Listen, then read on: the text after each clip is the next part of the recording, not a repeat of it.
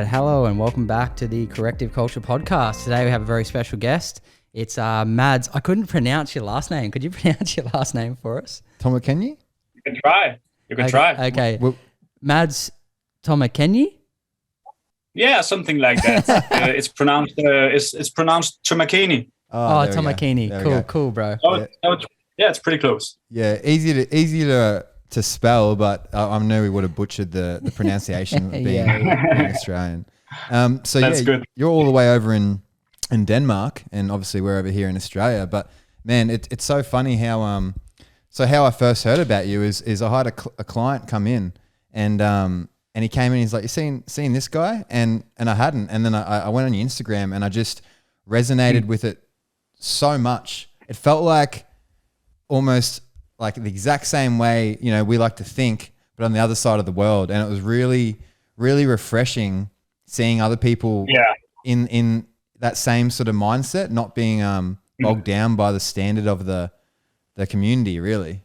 And what we sort of really wanted to get into was like, how did you, like with the Tom Myers stuff and things like that, how'd you start? Where were you first sparked interest into this sort of line of work? Oh, it came pretty fluidly because I started out as a sports performance specialist something like 8 years ago when I started this physical trainer journey, where it was very sport specific, and it was very contemporary at that time because that's how people are schooled. They're schooled in the contemporary world with traditional weightlifting, sports performance stuff, plyometric stuff, all that shit. Yeah. So I kind of recognized that my athletes didn't progress. Well, they got a bit better at their performance stuff. They could jump higher, they could run faster. But in terms of injury prevention, they really stagnated. And that may be the most important component. So I think like 3 years ago, something like that, I began reading Tom Myers stuff about the myofascial meridians, how the body is sort of connected through the fascia. So muscles are connected in chains, which is creating the best possible outcome of movement. So instead of we are isolating muscles to like biceps curls or squats or deadlifts, we have to do more complex or multidimensional movements to create the best possible outcome of movement, and also in terms of injury prevention to better let the body cope for situations that can provoke injury. Yes. So that's sort of my way into this new world. It's with the Tom Myers stuff, it sort of unlocks a whole new way of thinking, and then I love that you can start getting creative with that and just seeing the body through the lines and then getting real creative. And from I bought your online course probably a few months ago now, or maybe 2 months ago. I think we just got to week 10. And what I've really taken from it is the band work. And now I'm obsessed. I'm obsessed with using the bands because it's just that was a missing link. And as soon as I think we did it in our story. There's the video of Jake, me with my blue light blockers in my bedroom, just pumping myself up. And then when I felt it, that was when I was like, oh yeah, I get it now. Like when I felt it, because I can see it from afar, but when I put it on, did the breathing and felt it, I was like, oh yeah, this is like just in standing neutral. Now it's a workout, and that makes a lot of sense to me. Yeah, absolutely. And I had like with the bands, do you put it so it drives the person into their dysfunction that you see, and then so they can drive out of it, or how do you just start getting creative with it? How did you start working with that? Like, absolutely. I saw this concept before, or similar concept, where people wrap it around the body to get into a certain posture or a certain position. And then really, I got creative about it because the concept is brilliant. Because it's really about getting people into an exaggerated posture of which they already want to get away from. So say if we have rounded shoulders, then if I exaggerate this posture by bands pulling them forward, then I have to engage the exact same muscles that are weak in order to, over time, get away from this posture. So when I understood that concept, I could start getting creative about it. So then I developed these bands and figured out what kind of postural dysfunctions are most normal. And then we have, like I said, the rounded shoulders. We have the externally rotated feet or femurs. And also if we can wrap the band around the femur so that we can exaggerate this external rotation, the body will have to compensate more to get in. And over time, you will internally rotate your legs or your feet to compensate for this movement pattern. That's so cool. Yeah. Are you getting so you'd be quite busy over there in Denmark then, huh? Yeah, busy. Yeah, I'm very busy right now. Yeah. I love being busy. You'd have a lot of clients coming in to see you, huh? Not really, actually. I'm spending like a few hours per month now with personal clients. Otherwise, it's just the online business I'm trying to improve. That's sick, man. That's what we're doing too. It's like you can only have so much energy you can give out every day, right? Yeah, and you can really, you can help so many more people by expanding online. Yeah, exactly. Well, look at us, like, man, we're using your stuff, like we're using it daily now, especially the band stuff and the breathing, like a lot of stuff. Yeah. So and sick. I love like from the breathing and sort of exaggerating the breathing, you can feel where you're locked down. So I love it with a client because I was doing the breathing but without the bands. And then when I put the bands on them, it made them feel the spots more. So then when they feel everyone, you can see some people lock down the upper under the ribs, some people lock down the back ribs. And then you start to find things that like I found a huge pattern now that those back ribs is generally limiting most people's rotation, like right where the skin drops off from the ribs. And that's where they feel it when they're doing the breathing. So I can get them off the band onto the myofascia stuff, then back onto it. And they get an instant release. And it's really motivating for them too, because it's something that you can take a photo of them, teach them, and then see exactly what it's at. And I had just before, actually, like 2 hours ago, I had a kid, 15-year-old kid with really severe scoliosis, and his pelvis, because in the check system, we measured the pelvis to the degrees. You just chuck a caliper on, and his pelvis was so inverted, like a typical pelvis is, say, 4 to 7 degrees tilt for a male, and his was 12 degrees flat and inverted pointing up. And I've never even seen it that bad yet. But I was just like, man, I can't wait to slap some bands on this guy. And it was like, cool. It'll be cool, man. And just like use the hamstring stretches and I've learnt a lot, and it's really cool seeing someone on the other side of the world just getting creative and not being locked down into what like you would have copped some flack, right? Because we have too, right? So do you ever get people, say like physios or chiros sort of messaging you saying it's all bullshit, or you know what I mean? Every day, every goddamn day. And I hate conflicts, but at the same time, I love saying my opinion, because you have to say your opinion to get the things out there. So every time I say my opinion, there comes a conflict, and I hate it. But it's relevant because if you want to change something out there, you have to say your opinion, and you have to be creative. And apparently a lot of physio guys and other guys as well don't like what I'm doing, and they call it BS, and they call it pseudoscientific. And that's fair enough, because not everything I'm doing is scientific, but does that mean that I'm not allowed to do it? From what I know, we have to cross some borders in order to learn something new. Okay, so if we just stay inside this box that we already know, we don't progress as a species, as a society. So every day, but that's how it is, apparently. Yeah, absolutely. We get the same thing. I think it's about saying your piece, but not being attached to the outcome. Like being able to say your piece and not getting worked up in this, in the level of mind. It's so hard, especially on Instagram, man. Like it can ruin weeks, days. Like we've got a friend over here who's a great practitioner, and he's got that happening at the moment. He's getting attacked by these guys, and man, he's just like, man, it's ruined my week. Like I'm going, I'm just like, you can't be attached to it. Yeah. It's really sad. Yeah. But it really do. Yeah.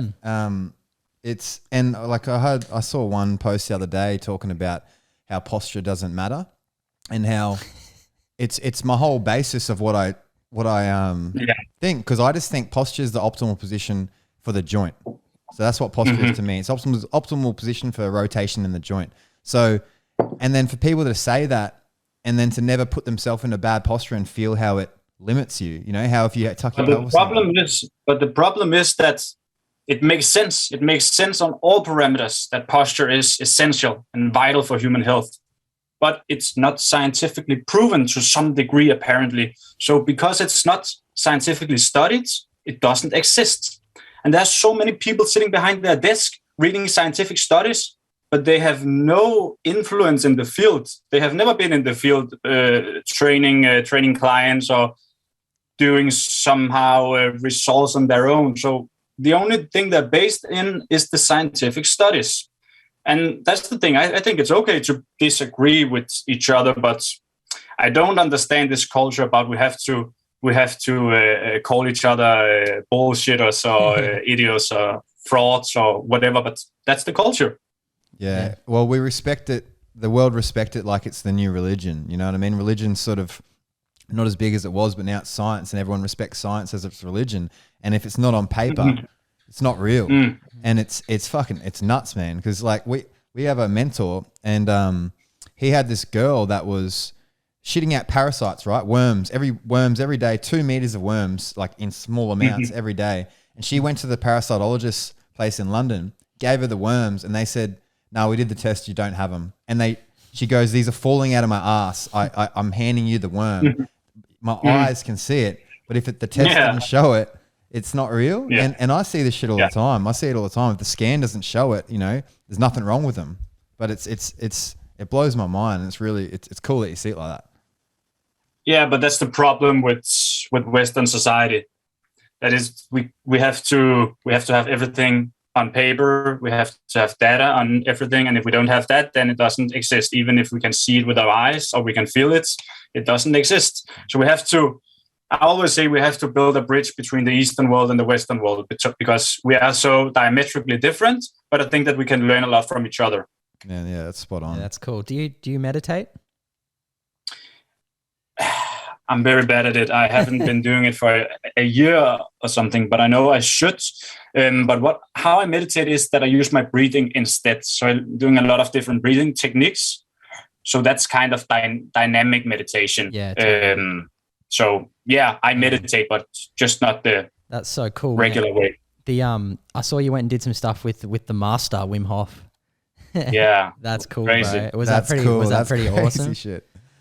Crazy experience, yeah, absolutely. And we're both we both do jiu-jitsu. We love it. Like big fans of fighting, and we saw that you went over with like Alistair Overeem.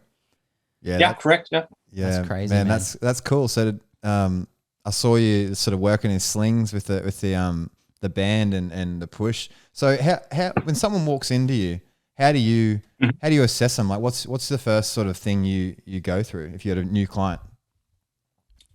Well, it's a mix of getting the person to know, so having a conversation, and then I assess their body by watching it, and this comes back to the posture thing, that we have to see how the person is standing in a standing neutral, because that tells me so much about the person, both emotionally and physically. So that's another parameter. And then the last parameter is that I have to feel them. I have to feel their bodies, sort of getting to know where their restriction, where's their pain, is there emotional trauma hidden somewhere in their bodies.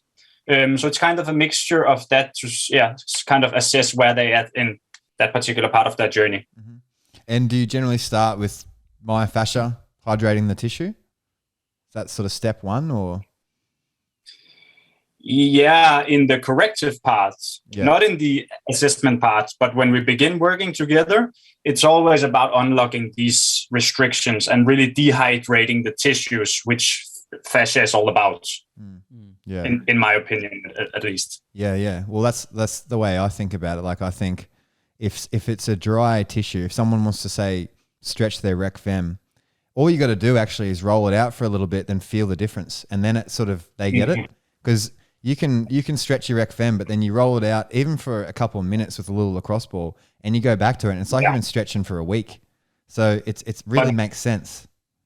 Yeah, but that's the misconception about stretching. Back to the contemporary approaches, that you cannot stretch a restriction away, because if the myofascia around the muscle and the fascia and the tissues is dry and dehydrated, then you cannot stretch it to become more hydrated to make it glide better. Then we have to do some therapeutical processes of applying massage pressure or doing cuppings or whatever, even dry needling to get some more stimuli into the area and thereby hydrate it better. Yeah. Okay. Cool. So the concept then is thinking of it as stuck more than tight. Hey, sticky. Exactly. I try to use I'm usually using the analogy of, if you're having a band and you're wrapping a nut on the band, then you're not able to stretch this knot away.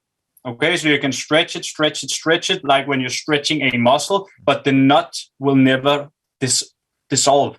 Okay, then you have to do some pressure work or whatever to make this knot resolve. You cannot just stretch it away. Yes, spot on. So I heard, because I see you. Oh yeah, actually, the carnivore. How did the carnivore thing go for you? Are you still doing that at the moment? No. So I went all in on the process. Yeah, for sure. Got to try it. So I took a bunch of tests on my body, blood test and spit test and urine test, and then I got going. I got going for 2 weeks straight, only eating animal products, and then the COVID hit me, and it was really bad actually. Yeah. Okay. So it hit my stomach, so I got diarrhea, I got fever. It was really bad, severe pain in my stomach for more than a week. And I thought it was about the carnivore diet, that I had been eating too much meat. But then my girlfriend told me to take a COVID test, and then and it told me I was positive there. So I'm still recovering for that. Actually, my taste for meat has completely disappeared now. So I cannot eat a ribeye now. It's fucking terrible. So I'm still in the recovery phase and getting back to the carnivore diet to test it out again. But yeah, it may take time. Yeah. Wow. So what do you feel like eating now? Do you feel like just more salad or greens or something at the moment, or like? No, I'm still trying to hold on to my concept about this. Yeah. This thing about plant toxicity, that there might be some components of the plant kingdom that may not be too optimal for the human body. Yeah, for sure. So I'm trying to eat mostly those plants that are low in toxicity, even though it might not affect me at all, but just to stay within this principle. And then I eat a lot of fruits, and I eat animal products. Yeah, awesome. Whatever that might be. Awesome. So lately I've been going on YouTube and just typing in tribes hunting and just watching random tribes hunt and see what they eat. Yeah. And that's basically it, right? You see, the thing I see in common with them all is they all generally rotate their proteins. They're rarely eating the same animal every single day in a row. They might get a couple days in a row, but they're always hunting for a different animal. And they're eating like worms and snakes and fish and doing all this sort of stuff. And then their fallback food is they find like cassava and sweet potato and tubers and things like that make more sense you'd be able to find that more than random things. And obviously berries and that when it's around. But the thing they all have in common is, if they see an animal, they drop all they don't care about any vegetable. They're going straight for that animal. Even the girls that were hunting the veggies, they're trying to find a rat or something during it. So it's like, it keeps you alive and it just makes a lot of sense. It just makes sense, yeah. Yeah. And if you think about it from an effort-reward balance system, then you would have to spend a whole lot more time on gathering vegetables and berries and plants to cover the nutritional needs for one person that one single pig or cow or whatever could do for an entire community. It just makes so much sense that for the time it takes, it's a lot more economical to hunt down an animal or to gather vegetables. Over where you are, like what sort of vegetables grow in winter? Like, is there many things that grow where you live? If you say you have to live in the wild right now where you live. It's not much, no, because most of nature is dead during the winter. but we have what's it called, roots, tubers, like potatoes, sweet potatoes, beets, all this stuff below the ground. But I'm not an expert in this, so maybe there are more, but it's very limited. So it's also of my belief that people in the northern hemisphere, from an evolutionary perspective, were much more animal-based than people from the southern hemisphere, simply because we didn't have plants available at the same degree that people from the southern hemisphere had. Definitely. Yeah. Well, I just sometimes I have, if I have a sort of a vegan client come in or something, I'll just say, because obviously we're in Australia and it's a lot warmer here, but I go, imagine if you couldn't eat kangaroos, because kangaroos are everywhere, right? If you couldn't eat kangaroos and you couldn't eat fish, what are you going to eat around here? Because there's probably a lot you could find, some random greens, but I don't know. You know what I mean? There's about one natural fruit I can find that's on the beach, and other than that, it's kangaroos, man. And you don't have to be a nutritional expert to talk about these things, because that's evolution. We have no idea about it, so that's a very exciting field to be in. And also did some research about comparing the average height of people around the world. And I believe it's around 12 centimeters in distance between the average male from the northern hemisphere and the southern hemisphere. Wow. Whether or not that is connected to eating animal-based, I don't know. There can be several other factors, but I think it's interesting that people living in the northern hemisphere, thriving primarily on animal foods, are like 12 centimeters higher than people in the southern. Yeah, that is interesting. Yeah, that's cool. That's amazing. Like, I love, because everything we sort of do is I tie everything back to evolution. And a quote sort of mentioned on this podcast a few times is forget the guy's name, but is maybe a Russian guy, but it was nothing makes sense in biology except in the light of evolution. And that's what I tie my movement patterns to. Like, so if I have someone come in, we assess their push, pull, bend, lunge, twist, and gait. And every movement is just a combination of that. No matter what you do, it's a combination of them, however you want to see it. And then I think, okay, where are they at with their rhythms? Where are they at with their water? Where are they at with their food? Is it spray free, or are they eating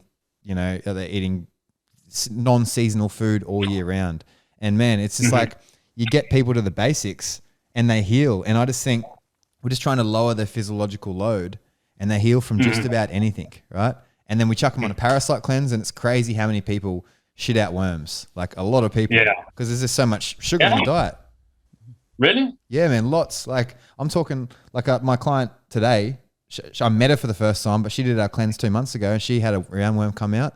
So CDC says 1.2 billion have the roundworm. So we have about, what do you reckon, 50%? Yeah, I reckon about 50% people are having some kind of parasite infection or fungal infection, whether it's on the skin or... Yeah, like if they have any sort of thing coming through the skin. But man, like a guy messaged us saying hookworms, roundworms, and liver fluke came out of him recently. So this is common. The more sugar they eat, the more plant food they eat, it's just unnatural, right? You get a natural parasite cleanse in winter through seasons, but we can eat fruit all year round. So, and knowing that the wild apple is about a third of the size of a normal apple, you know what I mean? You're getting way more sugar. So and they only eat sugar. So it's a big thing that we've seen. So that's kind of another theory that parasites are responsible for a lot of disease. Yeah, definitely. Yeah. Like, well, how's this? This is what happened to me. Like, because we do the cleanse once a year, right? And you just cut out all caffeine, nuts and seeds, all fruit besides green apples, because they've got some antifungal properties. Basically like a reset, basically to an ancestral diet, right? And and I had some almonds, and then when I had these almonds, I felt my gut sort of cramp a little bit, and they weren't soaked, they're activated. And then when they cramped, I could feel the visceral somatic reflex that I've learnt about, but it was the first time I felt it. So I could feel that my lower abdominals had a slight amount of pain, and that it had less tone. And then I couldn't draw it in as much. Like when I drew it in, it felt pain, and pain inhibits everything. So it was a reminder for me to see that all my clients that come in, if they have bloating or digestive problems, all the TVA work I give them You know what I mean? Is just fighting against their diet. Yeah. It's very connected. Yeah. Very connected. Yeah. And they're Mother Nature's decomposers. So if someone's sick or they're too hot, they're going to attract more parasites and fungi into their life, and it's going to, if you're a weak organism, the parasites are going to eat you alive. And like we studied a bit of Doug Kaufman's work, and that's where we kind of got the cleanse from, along with a couple of other mentors. But yeah, it's been crazy how helpful it's been. And people go to have antibiotics for it, and it's just not the answer. Like they're trying to, it doesn't work a lot of the time. Just another quick fix, where you stop. I can see yours spreading out in all different just avenues of health, right? Really holistic. Yeah. And like, especially, absolutely. It's cool. The video you did recently, it got shared with just putting like the airplane mode on your phone and watching the electromagnetic energy completely change. And you see that you're getting into that and all these, and the diet and really becoming holistic. And is that, I saw that you're writing a book. So is that where, man, that's a lot of work writing a book. Hey, how long has it taken you? Approximately 3 years, I think. Yeah. So it's getting close to publish finally, but it's a fucking horrible process. Yeah. It's because it's like writing isn't your passion, but it's your purpose. So you got to do it, you know, you got to get that info to the world. Yeah, but writing is pretty cool. And the research part is pretty cool because you're really expanding your knowledge to an insane degree. So I love it. But the more administrative stuff about writing a book, getting it published, getting it to agents, getting it edited, that's terrible. That's terrible. Yeah. And that's not what you like to do when you're in the writing business. You like to write, you like to research, but that's a part of it. So, and what's the book sort of, what do you go into? Just all things health? What your whole concepts on health? I go into all these concepts that are visible on my Instagram page. Yeah. So it's really divided into several chapters about key nutrition, about respiration, breathing, about mechanics, myofascia, and sleep. So really these different head components of health. So, you know, people think or believe that I should stick to what I'm an expert at, to biomechanics. And yeah, okay, but health is so complex. So we have to look at it from different perspectives. And I don't say that I'm an expert in nutrition or an expert in radiation or whatever, but I just think that we have to consider the human body as complex as possible, because if we only consider biomechanics or nutrition or sleep, then we will never solve problems. Yeah, totally agree. It's a system of systems. It's the most complex system in the world, the body. Yeah, and you're an example of it, man. So you're trying all these things so you can talk from a position of experience, and that's you can tell when people aren't. You can tell when people haven't done. Like, I know that any exercise you teach, you've done 100 times over, and so have I. Exactly. So you find these fine little details that it's not just a video you watch and then you're good. And that's with, like, you tried the carnivore diet, or you're trying the carnivore diet. So you'll know in a couple of months how it goes. And that's just for your body type too. Who knows, you know, but you are, so that northern hemisphere, and I have a northern hemisphere background. So I feel like I do very well on meat. I do very well on fats and proteins, but you get some people that they want a bit more plants, you know, but it's still, you know, 70-30. Yeah. But, it's experience. And I think that's what people are attracted to. It's about me sharing my experiences, me giving out informations, not telling people about what they should do or what science says is the best, but simply just sharing my experience, because that's what people are interested in knowing. How does this apply to a human body? Not general facts or data or info, but how does this affect a regular guy, you know? Yeah, that's spot on, man. We need more people like that. Yeah, because that's like that's the authenticity is the biggest thing, eh? That's why we wanted to get you on, because we could see that you're doing it and you're preaching it and you're getting good results. And that's like, fuck all the data and all the science of it. You know, obviously it has its place, but man, it's crazy. Yeah, like I was listening to a physio podcast before, and literally why? No, I'm joking. I like there is great physio. Yeah, well, I just take their info, and I'm like, all right, I won't take that, but I'll take that. You take the concepts, right? And it was all about the pec minor and how the pec minor, she basically said by the end of the video how it doesn't really affect anything and how it's not going to help the scapula because of this, all these studies. But then I was like, if you just put your shoulder forward and raise it, my shoulder feels fucked. Like, which is what the pec minor would do. Yeah. You know what I mean? But they're not even doing it. And it's like, just feel it and start playing with things. Cause it's like, you can have the same symptom on people, but there could be so many different drivers. And that's what I've really taken from your work is to really delve more into the breathing, because if someone's got a scoliosis, they don't know what it means when I say shift left, tilt right, do all this stuff, but they know how to do a big breath, and the breath gets them almost there. And that's what I really love about it. The breath is the standard, and that whatever's not moving with the breath, I know I got to look there, and then you can give them a little bit of cueing too.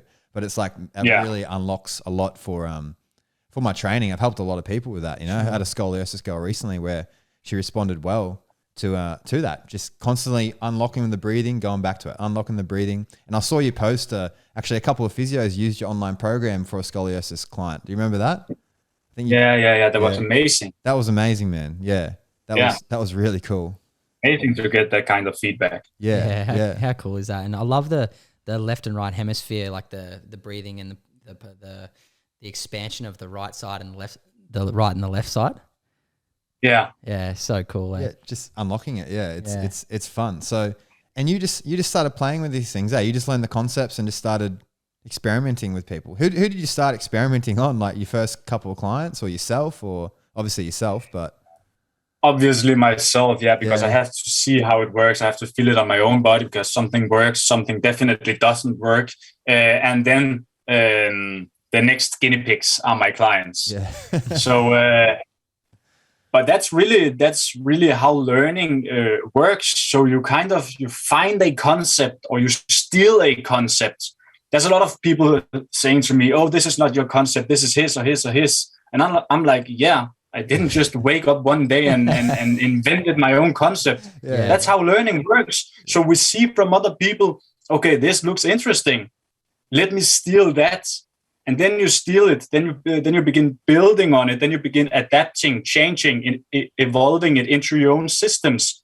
And that's how we progress as a species, by stealing what works and build more things onto it that works even better. So that's how I learn. Spot on, man. And that's like, you know, we take stuff from like yourself. We've got to learn a lot of Paul Check's work. That's kind of our base, where it's from. We look at our functional patterns and stuff. And who else? Just Tom Myers. Yeah, we Tom did a Myers. mentorship Everyone. with There's so Ian many. Dwight. There's so many people, right? But that's exactly spot on what you said. Like, you're building a toolbox and you're creating your own version of what health is, or what holistic health is. It's evolution. And it's for the greater good, right? We're helping people. It's like, I don't think, like, why would you feel bad about someone using your work? You know? Yeah. Exactly. Yeah. Exactly. Yeah. I was going to say, if you ever come to Australia, man, we're opening a gym in a couple of months now. Like we got our gym at the moment, but it's a lot bigger one. And have you ever been to Australia before? No, it's like on the other side of the earth, literally. Yeah. How do you deal with the sun? You good with the sun? Yeah, it's fine. Yeah, it's good. Yeah. We'll have to, if you ever come here, we'll love to do have you for a workshop. Yeah, we'll do a workshop or something. Do a workshop. It'd be cool. So the only thing I know about Australia is that the animal life is crazy. You have some insane animals down there. Creepy stuff. Oh yeah, fucking oath. I think there's like 17 of the 20th deadliest snakes in the world or something. Yeah. And it's but you don't. I mean, you see it, but I've never heard of. Have you ever heard of anyone get bitten by a snake? Yeah. Oh, you have? Okay. Yeah, all the time. Okay, so still rare. Yeah. So, but how about the COVID restrictions down there? I always hear these crazy stories about. It's been crazy. Australia. It's been crazy. Yeah. And it's been like almost like a prison camp, because like I could imagine that. like they've kind of closed the vaccinated out, and now they've let everyone else back in, and it's weird. But the borders just opened up after like 4 or 5 months. That's to travel internally in Australia, and you still can't really travel.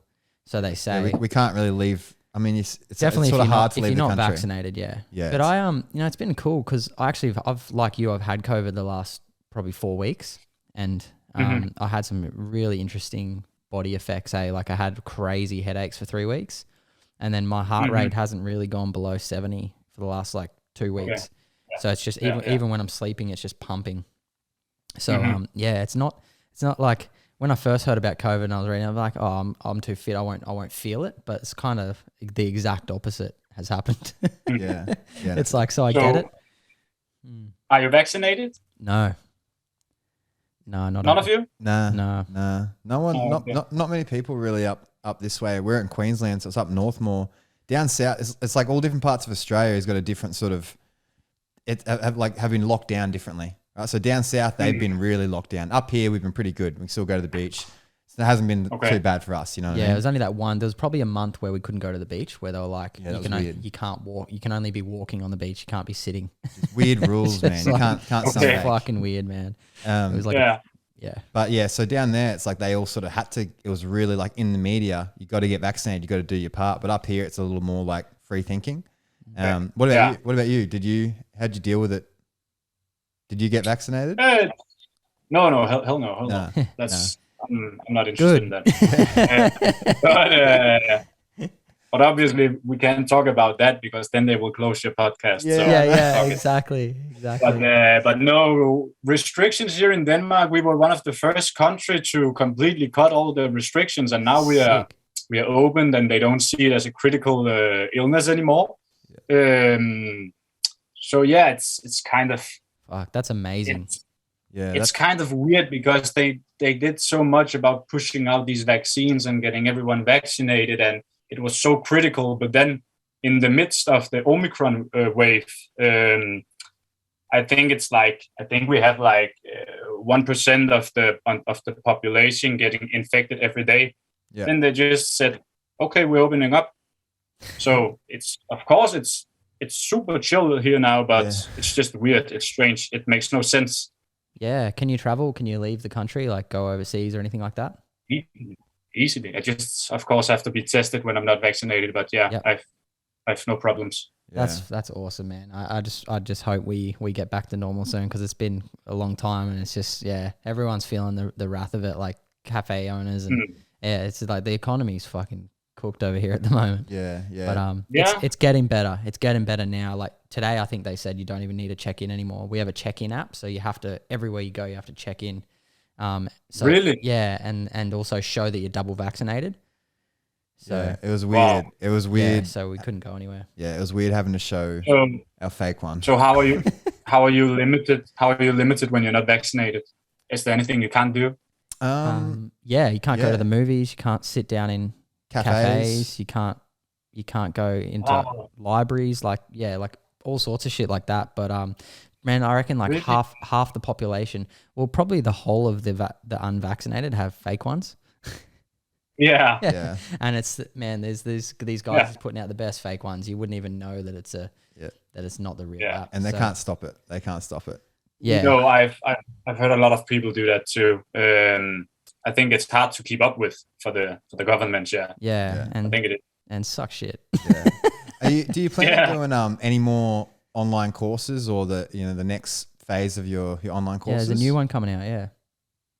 Yeah, I'm actually working on that now. I think it was I had a lot of travels planning now, but then I got COVID, and then everything got canceled. So I had like a month where I'm not doing shit. So I just thought, I have so much knowledge now, and I'm really much at another level than I were 2 years ago when I made the 1.0. So why not build a 2.0? Yeah. I'm about to finish the manuscript for it, and we will start filming in a couple of weeks. It will be amazing this course. Yeah. And what I don't like about my competitors is that they make sort of a cheap course with like 20% of the knowledge that they have in order to try to sell something with 10 times the price to these customers. So you're not really learning anything from their courses. You're just trying to get a taste of it to then buy something even more expensive. Yeah. I don't like that, and I'm fine about putting things down into one course, getting my money from that, well knowing that people will learn everything that I have in my brain from that particular course. Unreal, man. So yeah, we'll put it out there for sure, and I'll be purchasing that. Yeah, and, we'll put it on the business account. Yeah, we'll chuck on the business. We account. bought your last one on Yeah. the business account. And we're just watching it live. Yeah, it's cool. That's how we learn, man. So that's unreal. So man, that was awesome chat. Love. Yeah, the, thanks so much for your time, man. Yeah, and Of course. yeah, It was a pleasure. we'll chuck it on YouTube. We'll be on all the platforms and that too. We'll swing you a message when it is on, and yeah, can't wait. And when you do come to Australia, you know you got a spare room here for us. Yeah, for sure. Just before Invite me. Yeah, fucking oath. Come yeah. over, man. Come stay. Yeah, because we did a workshop for another person once, and it sold really well. So we'll have a lot bigger spot now, so you can have probably 50, 60 people going in there. So it'll be exciting. Yeah, it'll be exciting. Yeah, and So- when you feel like summer. So where do people go to buy your online courses and stuff? You got your website? Yeah, that's on my website, mtperformance.dk. Cool. Yep. And do you have a podcast or anything like that? You just your Instagram? Not yet. So I'm really based on my Instagram right now. Awesome. Maybe a podcast one day. Yeah, Awesome. Yeah, that'd be awesome. Yeah, Sick, It guys. seems that you are enjoying your little business there. yeah, Dude, yeah. it's sick. It is fun. So yeah, for people listening, yeah, MTK Performance, and yeah, check it out. It's you'll learn a lot. MT Performance. Yeah, Uh, boy. MT Performance. Yeah. Yeah. All right. Thanks, brother. Thanks heaps, man. Have Appreciate a good it, one. mate. Good. All right. Sure. Thank you. Have See a you good one. guys. See you, mate.